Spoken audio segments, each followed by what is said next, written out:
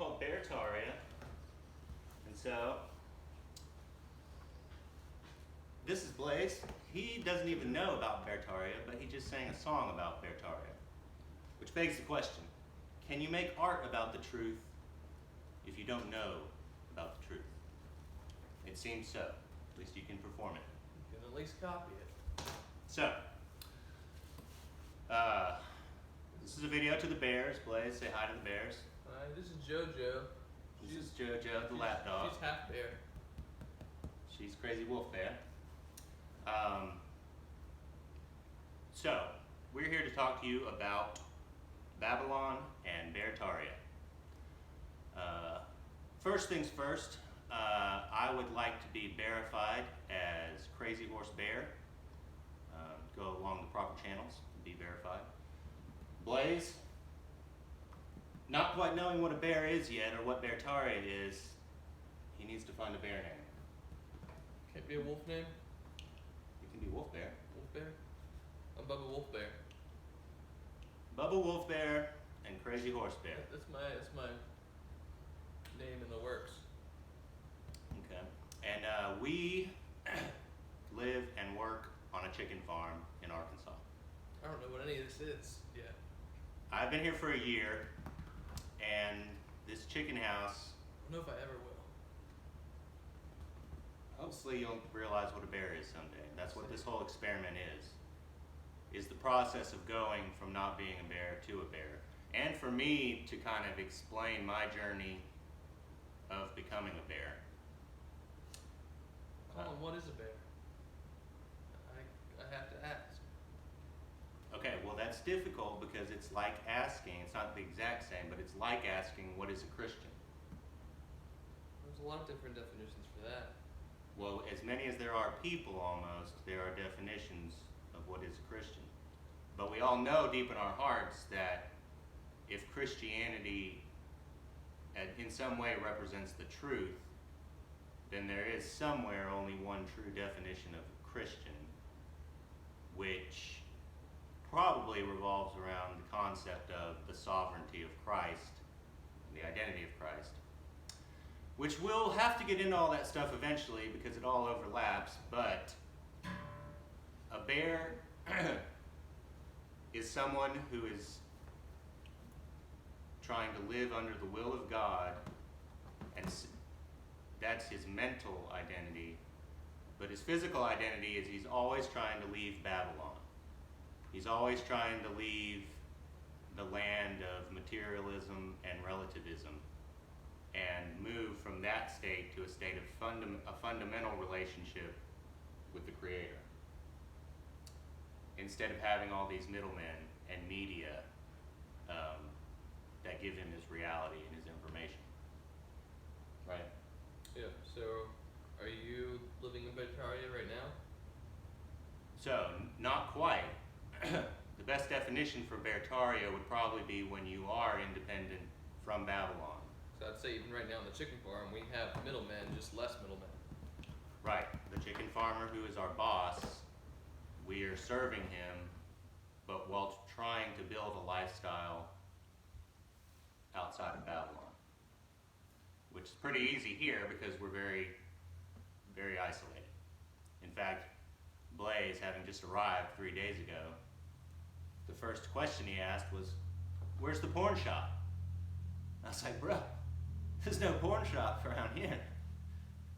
And he was like, "But how am I gonna squirt?" I was like, "Bro, you gotta learn not to squirt." And of course, that's the... I can't squirt unless I pay for my porn. I can't just think of stuff, and I can't just find free stuff online. I have to pay for it. And there's probably a lesson there. And if that's how you're processing your squirting, then I guess it's better than just squirting for nothing. But ultimately, you want to harness the power and not deplete your vital reserves over and over again throughout the course of the day.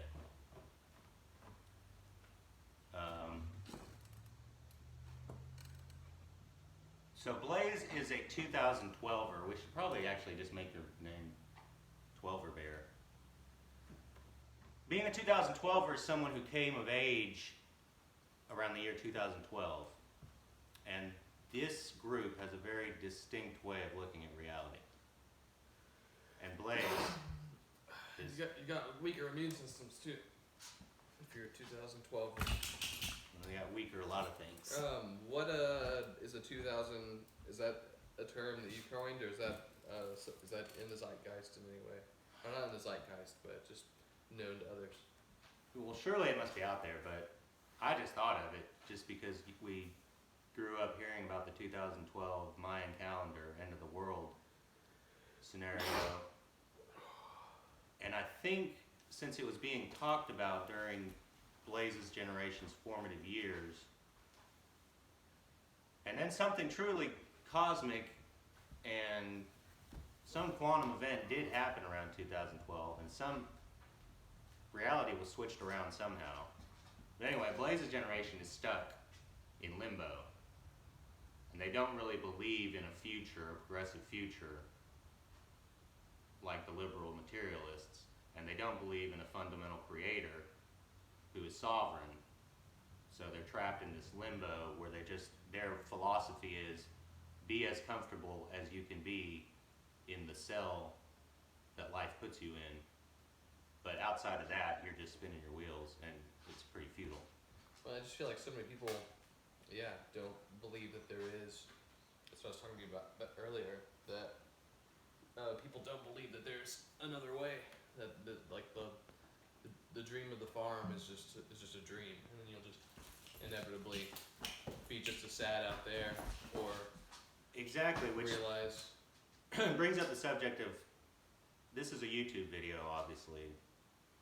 And about 15 years ago, I tried to do the same thing, start an internet discourse on a YouTube channel, when Blaze was a teenager and I was in my early 20s.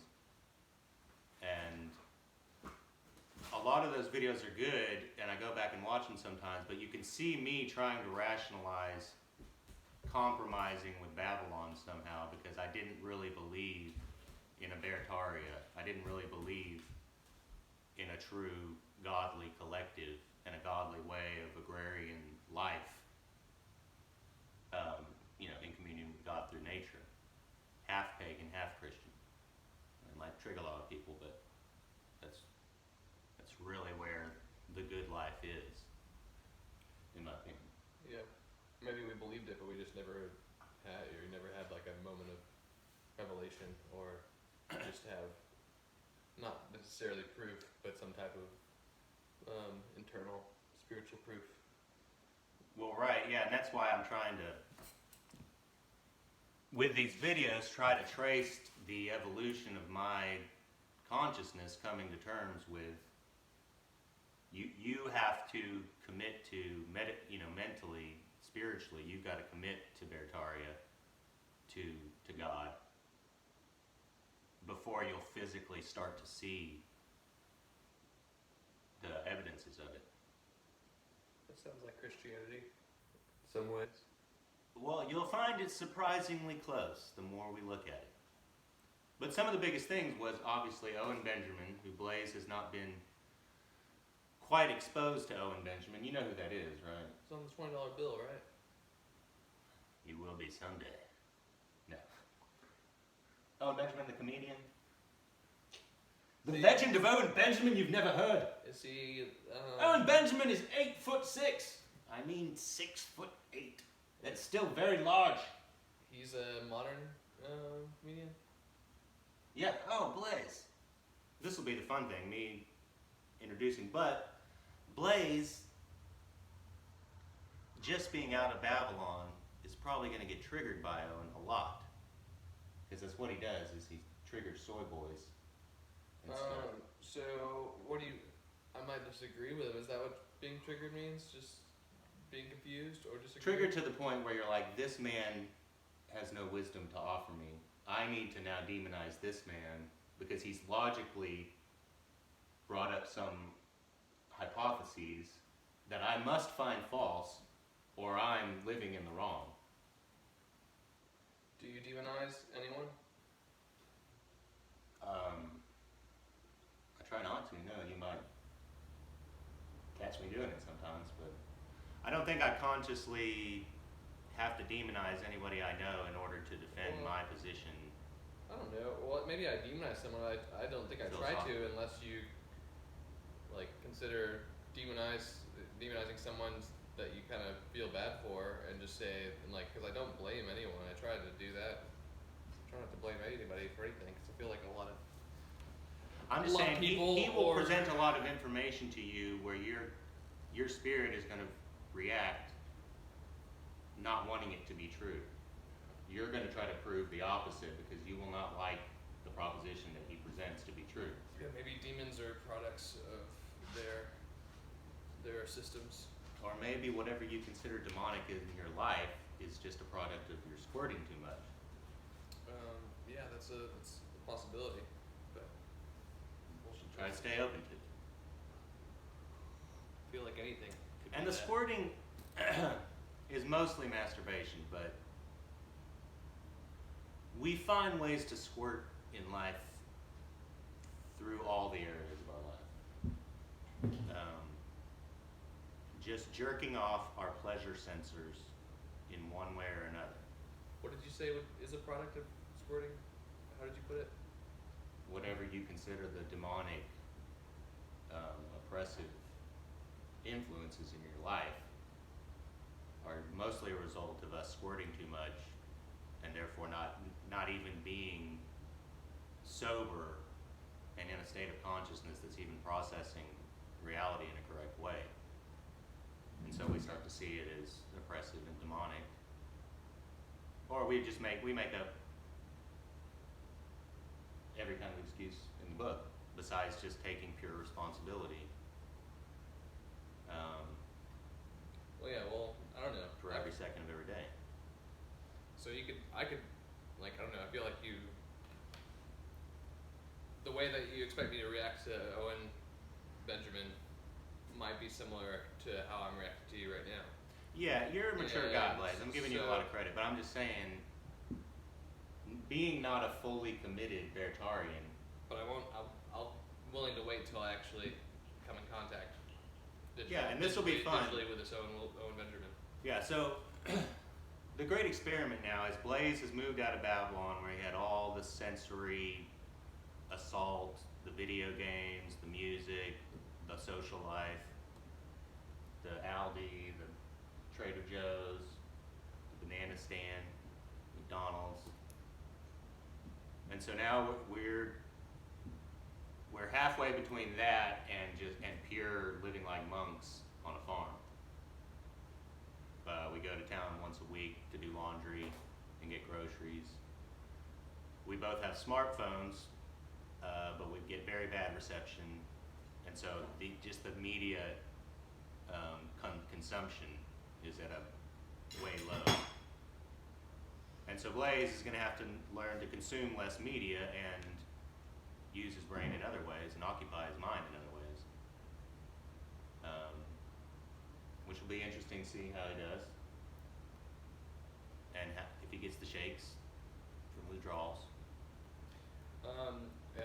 My own experiment that I'm running right now is Colin has been definitely more secluded and by himself for a while, and he I don't know. I feel like he has an idea about most things. Not he's willing to admit that he doesn't know about things, but we could be watching something or reading something or hearing about something, and these synchronicities will come up with him where he thinks one thing might be going on, and I think a lot of these synchronicities, there are things going on, and you can pick something up on them, but I feel like that there's just as many things that we believe something's going on that there's not anything going on, and that it is just a synchronicity,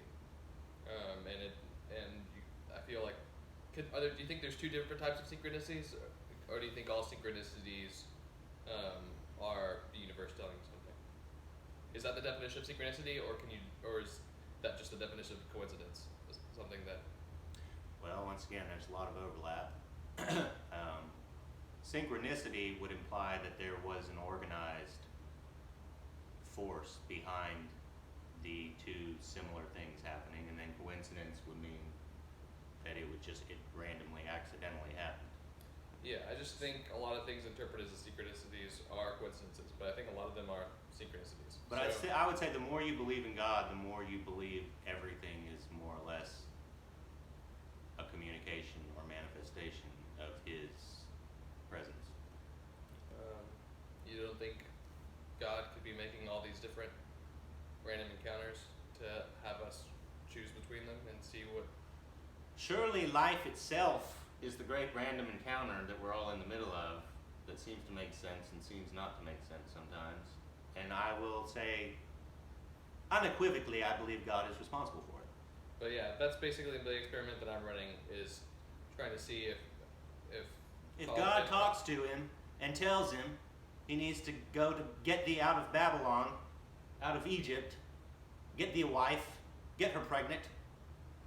If seeing Colin with me around, if he starts to say, I don't know more or less by the end of the time we're together. You don't know more or less, or I don't know? That you don't know more or less.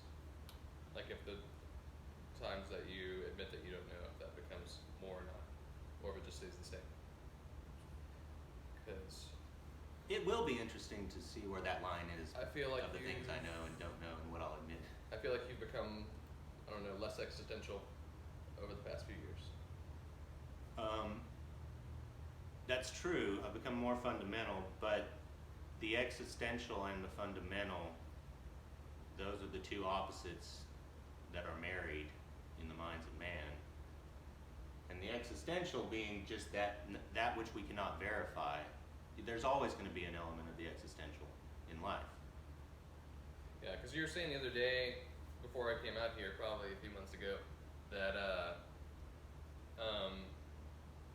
don't know, the world, it's like you were saying that you think the best way to live your life is to latch onto something objectively instead of having some type of objective truth in your life, instead of having it mostly be full of subjectivity. Right. And so yeah, that's and I guess I was trying to say, because Beartaria is the physical objective truth. And I feel like that makes sense. I feel like that's how a lot of progress can be made from both of those things, objectivity and subjectivity.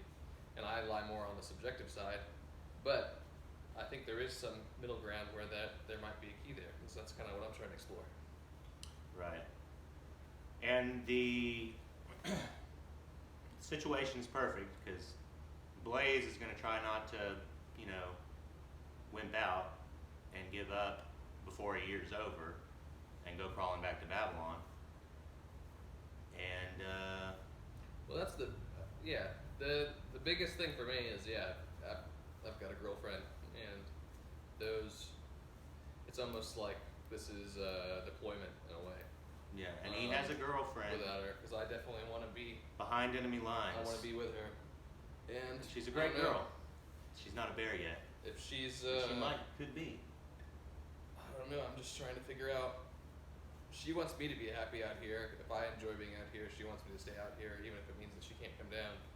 She wants to come down, but so that's just where I'm trying to figure out how much I want to make sure that she's happy, because that is a priority. But I don't know. That's going to be a lot to think about what her happiness is and how capable you are. The age-old conundrum or paradox with relationships is both parties, if they quote-unquote love each other, they're trying to make each other happy. And I don't know if it makes us happier to make her happy more or to make me happy more in this situation. Because she's saying, be out here if it makes me happy, but if she's sad, I don't know if that's not going to make me happy. So see, I'm already confused myself. So that's very interesting, and I could say a lot of things that could trigger a lot of people right now. So that's just something I'm bringing up right now, but it'll be something that I touch back on later. Okay. Later throughout these videos. All right, we're at 20 minutes, so we'll try to wrap it up. But another big reason is we have an older brother, Ian, who, I don't know if you know the Chronicles of Narnia, but you know the older brother and sister. They were able to go to Narnia early in their lives, but as they grew up, they forgot about it and began to think it was just their imaginations.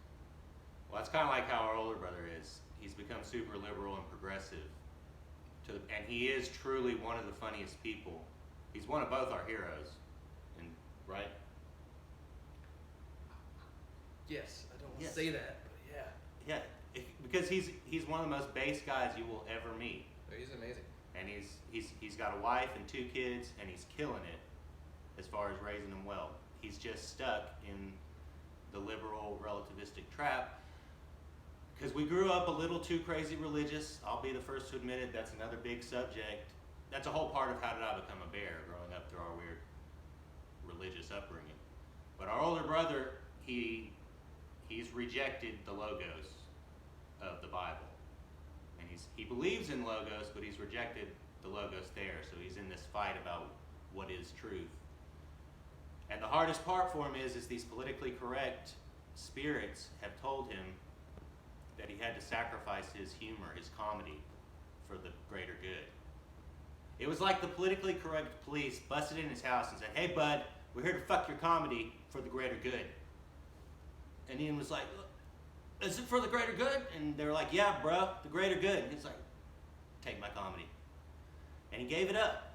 And they did terrible things to it. And so he's got this rage in him because he halfway blames the Christians messed everything up so bad that the smart people had to outlaw comedy to fix things. He's that messed up in his head about how you're allowed to be funny these days. And so we have to save him. I don't know how. It's like a Rambo situation. He's mentally trapped behind enemy lines, and he's one of the funniest people. He's as funny as Owen, and that's funny. All right, any last words? I don't know. I like the whole. No, I like where you're going with it. I like the whole It's Narnia. fine, yeah. Narnia Man 4. But yeah, I don't know. I like to think of it as I dig it. like I don't know. None of us are quite in Narnia yet. Like Well, I some don't know. people are in Beartaria plays. like you're reading the books about Narnia, and Colin, like Ian's living in the city, and like you're out in the wilderness outside of Narnia, and reading about it. That's kind of true. And Ian does experience a lot of Beartaria with his family, And I think Ian, with that community, but he read about doesn't have real community because cancel culture cancels everything pure. So it's like the liberals are always trying to cancel parts of his life. I like to think of it as you reading about Narnia and Ian dreaming about Narnia. I don't know. Okay, but we're all trying to get there. And I'm just sleeping, and I'm not even. But I'm just saying, I'm not even objectively, having- I I'm not would even like having my dreams. funny brother to be allowed to be funny and not be such a cuck when it comes to comedy. Yeah, that's what we're trying to figure out, and there's progress being made and regression being made. We'll figure out. All right, let's Where take it out the lies. Beartaria one more time.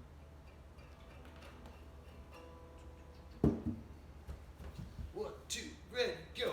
Beartaria, Beartaria,